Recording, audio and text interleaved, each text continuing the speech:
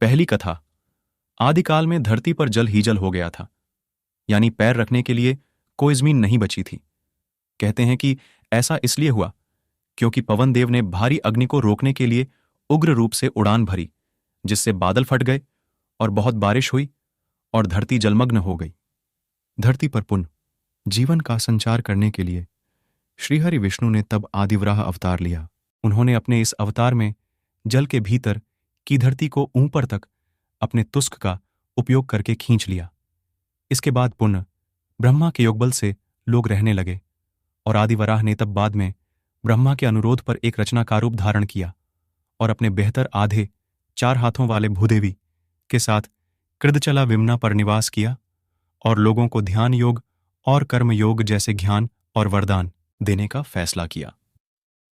दूसरी कथा। कलयुग के प्रारंभ होने पर आदिवराह वेंकटाद्रि पर्वत छोड़कर अपने लोक चले गए, जिसके चलते ब्रह्मा जी चिंतित रहने लगे और नारद जी से विष्णु को पुनः लाने के लिए कहा। नारद एक दिन गंगा के तट पर गए, जहां पर आर्षि इस बात को लेकर भ्रम में थे कि हमारे यज्ञ का फल त्रिदेवों में से किसे मिलेगा। नारद जी ने उनके शंका समाधान हेतु भूग को यह कार्य सौंपा। भूगु आर्षि सभी देवताओं के पास गए, लेकिन भगवान शिव और विष्णु जी ने उनकी बातों पर ध्यान नहीं दिया तो वे क्रोधित हो गए। क्रोधित होकर भूगु आर्षि ने विष्णु जी की छाती पर एक लात मार दी। इसके बावजूद विष्णु जी ने आर्षि के पैरों की यह सोचकर मालिश की कि कहीं उनके पैरों में दर्द ना होने लगा हो। यह देखकर आर्षि भूगु को सभी ऋषियों को उत्तर दिया कि उनके यज्ञ का फल हमेशा भगवान विष्णु को समर्पित होगा। परंतु श्रीहरि विष्णु की छाती पर लात मारने के कारण माता लक्ष्मी क्रोधित हो गई। उन्हें अपने पति का अपमान सहन नहीं हुआ और वे चाहती थीं कि भगवान विष्णु आर्षि भूगु को दंडित करें, परंतु ऐसा नहीं हुआ। परिणाम स्वरूप उन्होंने वैकुंठ को छोड़ दिया और तपस्या करने के लिए धरती पर आ गई और करवीरापुरा कोल्हापर में ध्यान करना शुरू कर दिया। इधर विष्णु जी के इस बात से दुखी थे कि माता लक्ष्मी उन्हें छोड़कर चली गई। कुछ समय बाद वे भी धरती पर आकर माता लक्ष्मी को ढूंढने लगे। जंगल और पहाड़ियों पर भटकने के बाद भी वह माता को खोज नहीं पाए। आखिर परेशान होकर विष्णु जी वेंकटाद्रि पर्वत में एक चींटी के आश्रय में विश्राम करने लगे। यह देखकर ब्रह्मा जी के उनकी सहायता करने के फैसला किया। वे गाय और बछड़े का रूप धारण कर माला लक्ष्मी के पास गए। देवी लक्ष्मी ने उन्हें देखा और उस वक्त के सत्ताशीष शासक चोल राजा को उन्हें सौंप दिया। राजा ने उसे चरवाहे को सौंप दिया, परंतु वह गाय सिर्फ विष्णु जी के रूप श्रीनिवास को ही दूध देती थी, जिस कारण चरवाहे ने उस गाय को मारने का प्रयास किया। तब श्रीनिवास ने चरवाहे पर हमला करके गाय को बचाया और क्रोधित होकर उन्होंने चोल राजा को एक राक्षस के रूप में जन्म लेने का श्राप दे दिया।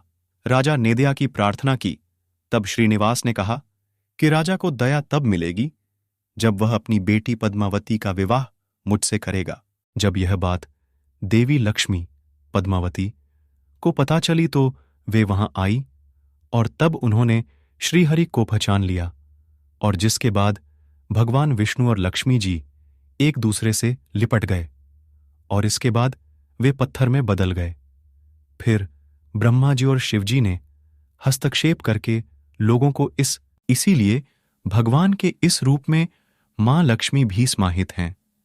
इसीलिए यहां बालाजी को स्त्री और पुरुष दोनों के वस्त्र पहनाने की यहां परंपरा है। बालाजी को प्रतिदिन नीचे धोती और ऊपर साड़ी से सजाया जाता है। तिरुपति बालाजी में बाल क्यों काटते हैं? बालदान देने के पीछे का कारण यह माना जाता है कि भगवान वेंकटेश्वर कुबेर से लिए गेआरण को चुकात है। कथा अनुसार जब भगवान वेंकटेश्वर का पद्मावती से विवाह हुआ था, तब एक परंपरा के अनुसार वर को शादी से पहले कन्या के परिवार को एक तरह का शुल्क देना होता था, लेकिन भगवान वेंकटेश्वर ये शुल्क देने में असमर्थ थे। इसलिए उन्होंने कुबेर देवता से अंड लेकर पद्मावती से विवाह किया और वचन दिया कि कलयुग के अंत तक वे कुबेर का सारा ऋण चुका देंगे। उन्होंने देवी लक्ष्मी की ओर से भी वचन देते हुए कहा कि जो भी भक्त उनका आर्ण लौटाने में उनकी मदद करेंगे, देवी लक्ष्मी उन्हें उसका गुना ज्यादा धन देगी। इस कारण तिरुपति जान वाले विष्णु भगवान पर आस्था रखने वाले भालों का दान कर भगवान विष्णु का ऋण चुकाने में उनकी मदद करते हैं।